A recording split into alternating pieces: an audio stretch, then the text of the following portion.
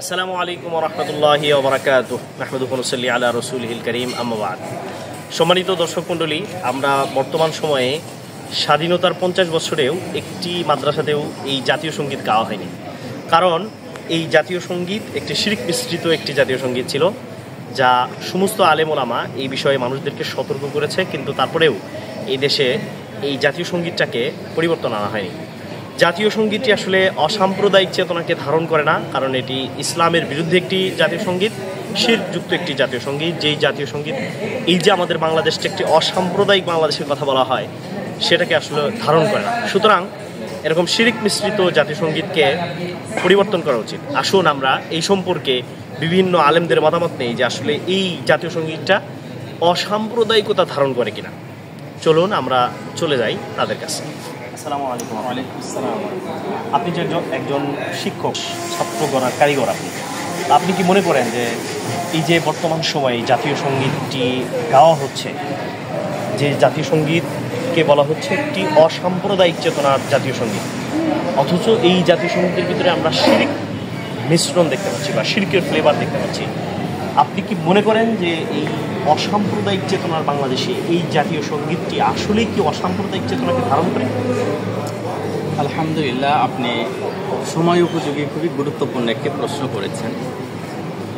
আমি মনে করি যে জাতীয় সঙ্গীতের ভিতরে অসাম্প্রদায়িক যে চেতনার কথা আপনি বলছেন, যে জাতীয় সঙ্গীতের ভিতরে আসলে অসাম্প্রদায়িক কোনো চেতনা আমি দেখতে পাচ্ছি না। কারণ হলো, এই জাতীয় সঙ্গীতের ভিতরে শিরক মিশ্রিত আছে।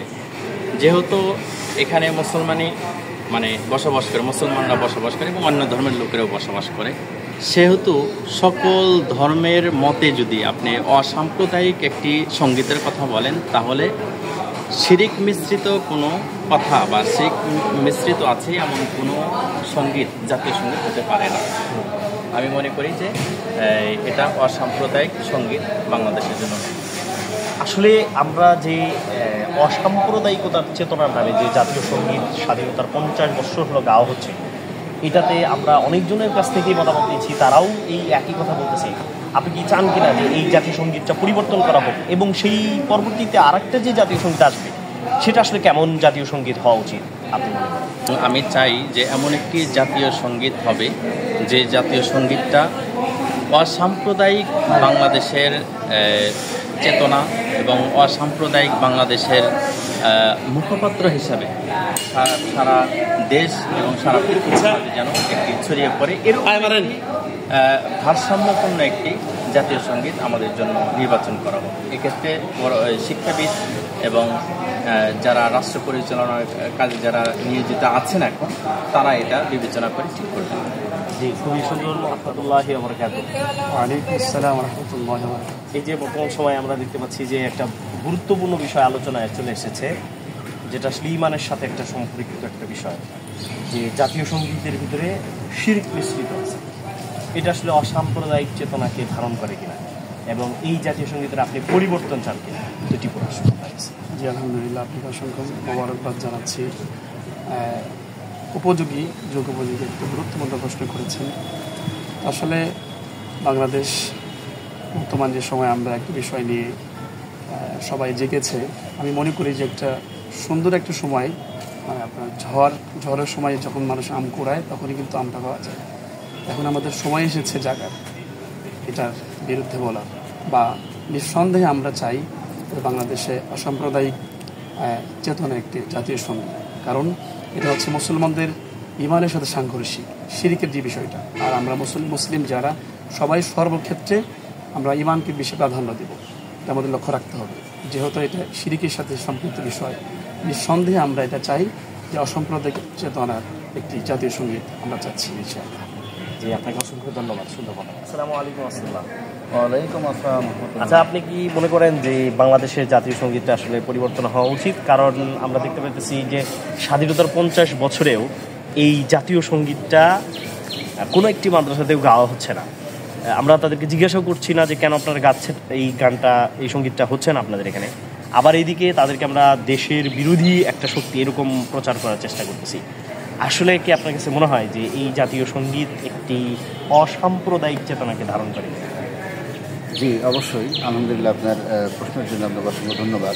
একটা বিষয় মাথায় রাখেন যে গাওয়া হচ্ছে না, এর মধ্যে এমন কিছু বিষয় অ্যাড করা আছে যেটা আমাদের ইসলামিক বা আমাদের যে সংস্কৃতির সাথে পুরোপুরি সাংঘর্ষিক একটা ব্যাপার, এবং এটা গেলে তার ইমান থাকবে না। বিষয়টা যদি আপনি ব্যাখ্যা করেন খুব সুন্দরভাবে আপনি বুঝতে পারবেন, একটু ডিপলি চিন্তা করবেন।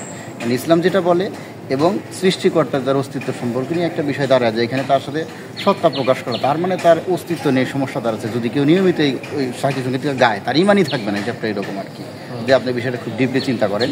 আপনি একজন দিনদার পরহেজগার আলেমে দিন হিসেবে আপনার কাছে কি মনে হয় যে এই জাতীয় সঙ্গীতটি পরিবর্তন হওয়া উচিত কিনা? আসসালামু আলাইকুম রহমতুল্লাহ। প্রথমে আসি ধর্মীয় দৃষ্টিকোণে, আসলে জাতীয় সঙ্গীতটা কতটুকু গাওয়া আমাদের যুক্তিসঙ্গত বা ধর্মীয় দৃষ্টিকোণে ইসলাম কোরআন হাদিস কি বলে। ধর্মীয় দৃষ্টিকোণে যদি আমি বলি তাহলে এটা সম্পূর্ণ শিরক, এরা ইসলাম ধর্মের সাথে যায় না, আমাদের মুসলিম হিসেবে তো কখনো কল্পনাও করা যেতে পারে না। যদি রাষ্ট্রীয় দৃষ্টিকোণ থেকে আসি তাহলে দেখা যায় যে আমাদের দেশ স্বাধীন হয়েছে 1971 সালে, আর এইটা রচিত হয়েছে বা তৈরি করেছে রবীন্দ্রনাথ ঠাকুর 1905 সালে। কেন তৈরি করেছে? 1905 সালে তৈরি করেছে মূলত আসলে বঙ্গভঙ্গ রোধ করার জন্য, বাংলাদেশের বিরুদ্ধে এটা মূলত উনি রচনা করেছে।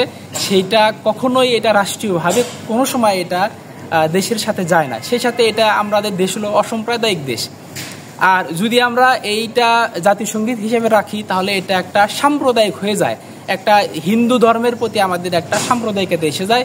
সেই লক্ষ্যে আমি বলতে পারি কখনোই এই রাষ্ট্রকে আমরা বলে থাকি অসাম্প্রদায়িক রাষ্ট্র, তাহলে এই সঙ্গীতটা গেলে এটা কখনোই অসাম্প্রদায়িক রাষ্ট্র থাকে না, সাম্প্রদায়িক রাষ্ট্র থাকে।